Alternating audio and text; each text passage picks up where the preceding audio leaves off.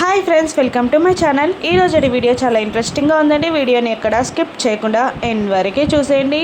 Nishi lawyer చెప్పిన మాటలతో వైజయంతిని ఇలా అంటుంటుంది.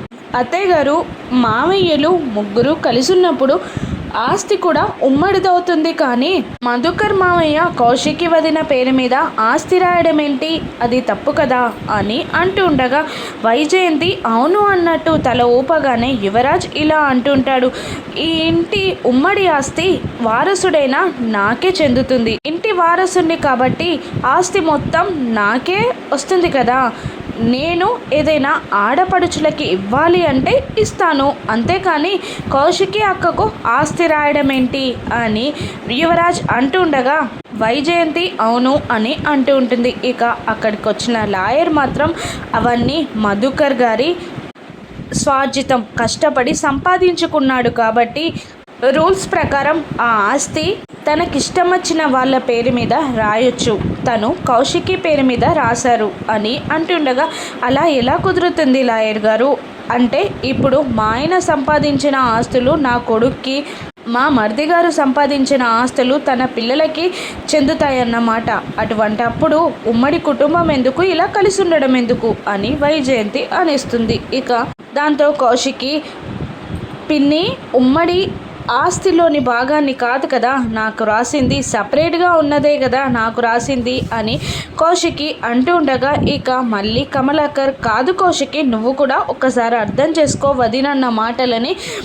ఆస్తి ఉమ్మడిగా ఉన్నప్పుడే కదా అందరం కలిసి ఉండాలి అనుకుంటాం. ఇప్పుడు ఆస్తి ఇష్టం వచ్చిన వాళ్ళకి పేరు మీద రాయొచ్చు అంటే ఉమ్మడిగా ఎవరుంటారో చెప్పు అని ఎగదోసే ప్రయత్నం చేస్తూ ఉంటాడు. ఇంకా అదంతా నాకు తెలియదు, రూల్స్ ప్రకారం అయితే మధుకర్ గారు కౌశికి పేరు మీద ఆస్తి రాశారు, అంతేకాదు ఇంకొక ఒరిజినల్ మ్యారేజ్ సర్టిఫికెట్ కూడా నా దగ్గర భద్రపరిచారు అని అనగానే వైజయంతి, నిషి, కమలాకర్, యువరాజ్ నలుగురు షాక్ అవుతూ ఉంటారు. మ్యారేజ్ సర్టిఫికెటా అని అందరూ ఆశ్చర్యంగా అడుగుతుండగా అవును, మ్యారేజ్ సర్టిఫికెటే, మధుకర్ సార్ వాళ్ళ తమ్ముని మ్యారేజ్ సర్టిఫికెట్ అది అని అనగానే అందరూ ఆలోచనలో పడిపోతారు. ఇక అక్కడ నుండి వెళ్ళబోతున్న దాత్రికేదారులు కూడా మ్యారేజ్ సర్టిఫికెట్ అని అడగగానే షాక్ అయి సంతోషంగా అక్కడ నిలబడిపోతారు. ఆ మాటలన్నీ వింటూ ఉంటారు. ఇక యువరాజ్, అంటే నేను కాల్చింది డూప్లికేట్ అన్నమాట, జిరాక్స్ కాపీ అన్నమాట అని అనుకుంటూ తల కొట్టుకుంటూ ఉంటాడు. అది చాలా సీక్రెట్గా నాకు దాచిపెట్టారు. ఇంకొక వారం రోజుల్లో ఆస్తి పత్రాలతో పాటు ఆ మ్యారేజ్ సర్టిఫికెట్ గారిని కూడా కౌశికి అందజేస్తాను. కౌశికి గారు వారసులకి ఆ మ్యారేజ్ సర్టిఫికెట్ని అందజేస్తారు అని అనేస్తాడు.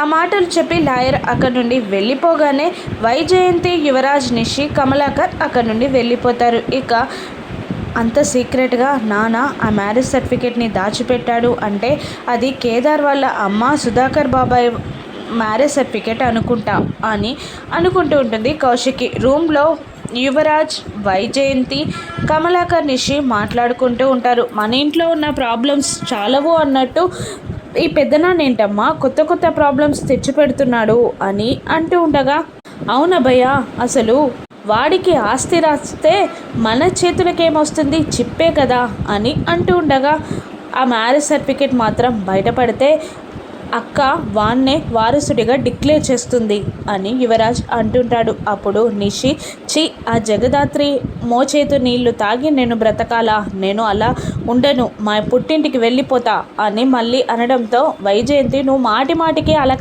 అనకమ్మి, ఏదో ఒకటి చేద్దాం ఆగు అని తిడుతూ ఉంటుంది. ఇక కమలాకర్, ఏదో ఒకటి కాదు చేయాల్సింది, ఆ లాయర్ దగ్గర నుండి ఆ మ్యారేజ్ సర్టిఫికేట్ తీసుకోవాలి అని అంటుండగా యువరాజ్, అది అసాధ్యం, ఆల్రెడీ అక్కకి చెప్పేశాడు కాబట్టి అతను మనకు ఆ మ్యారేజ్ సర్టిఫికేట్ ఇవ్వడు అని అంటుంటాడు యువరాజ్. భయానో భక్తినో డబ్బుకో ఏదో ఒక రకంగా ఆ మ్యారేజ్ సర్టిఫికేట్ని మనం తీసుకొని తీరాలి అని కమలాకర్ అంటూ ఉంటాడు. అది వీలయ్యే పని కాదు బాబాయ్ అని యువరాజ్ అంటుండగా వైజయంతి, ఏదో ఒక విధంగా ట్రై చేస్తే మనకు మంచి జరుగుతుంది కదా అని అనగానే సరే బాబాయ్ అని యువరాజ్ అంటుంటాడు. భయాన్నో భక్తినో డబ్బులతో ఎలాగొకరాగా ఆ మ్యారేజ్ సర్టిఫికెట్ ఆ లాయర్ దగ్గర నుంచి తీసుకుంటాను, లేదంటే చంపైనా తీసుకుంటాను అని కమలాకర్ అంటూ ఉంటాడు. ఇక రాత్రి కాగానే కౌశిక్కి కోర్టులో ఆదిలక్ష్మికి శిక్ష పడగానే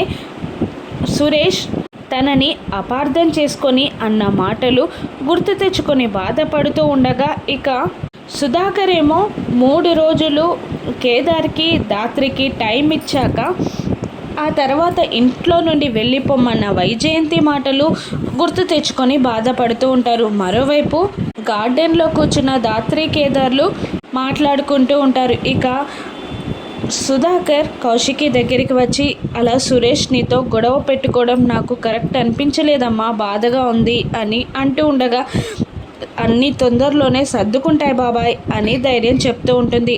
కానీ మన ఇంట్లో వాళ్ళలాగా మెదిలిన దాత్రి కేదార్లు కూడా ఈ పెళ్ళికి రాకపోవడం నాకు మంచిగా అనిపించట్లేదమ్మా అని అనగానే, సరే బాబాయ్ మరి వెళ్ళి పెళ్ళికి పిలుద్దామా అని అనగానే, సరే పద అని అంటూ సంతోషంగా దాత్రి కేదార్లని పిలవడానికి సురేష్ మాటని పక్కన పెట్టి కౌశిక్కి సుధాకర్లు గార్డెన్లోకి వెళ్తూ ఉంటారు. అక్కడ నాకు చాలా సంతోషంగా ఉంది దాత్రి అని కేదార్ జగదాత్రితో మాట్లాడుతూ ఉంటాడు. అన్ని ఆధారాలు మూసుకుపోయాయి అనుకున్నాను, కానీ ఏదో ఒక తలుపు తెరిచే ఉంటుంది అని అంటూ ఉంటాడు కేదార్. అవును, ఎలాగైనా ఆ మ్యారేజ్ సర్టిఫికేట్ వదిన చేతికి చేరితే మాత్రం నిన్ను వారసుడిగా వదిన డిక్లేర్ చేస్తుంది అని అంటూ ఉంటుంది దాత్రి. కానీ ప్రతి ఆధారాన్ని యువరాజ్ నాశనం చేస్తున్నాడు కదా, ఈ ఆధారాన్ని మనం ఎలాగైనా కాపాడుకోవాలి అని కేదార్ అంటూ ఉండగా, దాత్రి మన వైపు మంచుంది కాబట్టి మనకు ఖచ్చితంగా మంచి జరుగుతుంది అని అంటూ మాట్లాడుకుంటూ ఉండగా, ఇక కౌశికి సుధాకర్ అక్కడికి వస్తారు. ఇక వాళ్ళు చూడగానే దాత్రి లేచి నిలబడుతుంది. వాళ్ళు కూర్చుంటారు.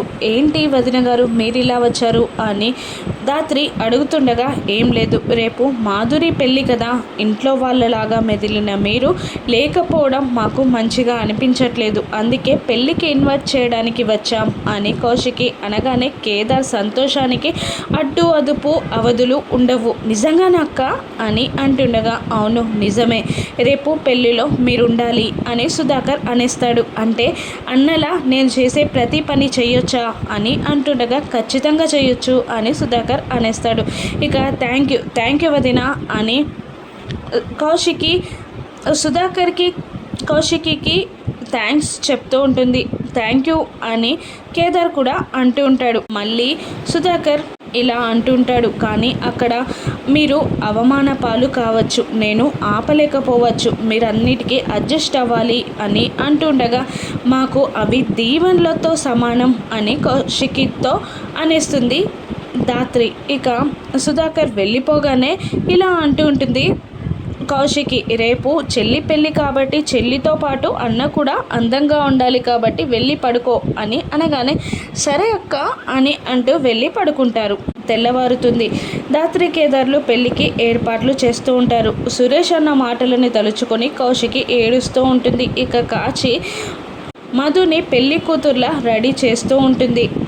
మరోవైపు పెళ్లి పనులు చేస్తున్న కేదార్ దాత్రితో ఆ లాయర్కి ఫోన్ చేసి ఒక్కసారి మ్యారేజ్ సర్టిఫికేట్ అడగనా అని అంటుండగా, లాయర్ నెంబర్ మనకి తెలియదు కదా అని అంటూ ఉంటుంది దాత్రి. నేను మన టీం వాళ్ళతో కాంటాక్ట్ అయి ఫోన్ నెంబర్ తీసుకున్నాను అని అనగానే, ఫోన్ చేయి అని అంటుంది దాత్రి. ఇక లాయర్కి కాల్ చేసి, నేను నిన్న మ్యారేజ్ సర్టిఫికేట్ అని చెప్పారు కదా, వాళ్ళ వారసుని నాకు మ్యారేజ్ సర్టిఫికేట్ ఇస్తారా అని అడుగుతుండగా, ఇస్తాను, ఎందుకు ఇవ్వను, ఖచ్చితంగా వాళ్ళ కొడుకువే నువ్వు అని ఏదన్నా ప్రూఫ్ తీసుకురా అని లాయర్ అనేస్తాడు.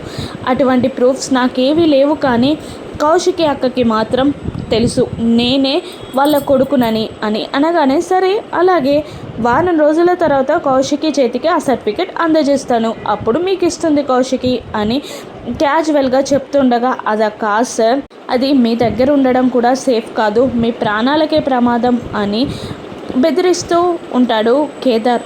ఏంటి బెదిరిస్తున్నావా అని అంటూ ఉండగా, అలా కాదు సార్ అని ఏదో చెప్పబోతూ ఉండగా, వారం రోజుల తర్వాత కౌశికి దగ్గర నుంచి సర్టిఫికేట్ తీసుకో అని కాల్ కట్ చేస్తాడు లాయర్. మరోవైపు వైజయంతి, యువరాజ్, కమలాకర్, నిషి మాట్లాడుకుంటూ ఉంటారు. ఆ లాయర్ దగ్గర నుండి ఎలాగైనా సర్టిఫికేట్ తీసుకోమని వైజయంతి అంటుండగా అలాగే అని కమలాకర్ బయలుదేరుతాడు. ఇక ఆ మ్యారేజ్ సర్టిఫికేట్ని లాయర్ దగ్గర నుండి కమలాకర్ తీసుకుంటాడా?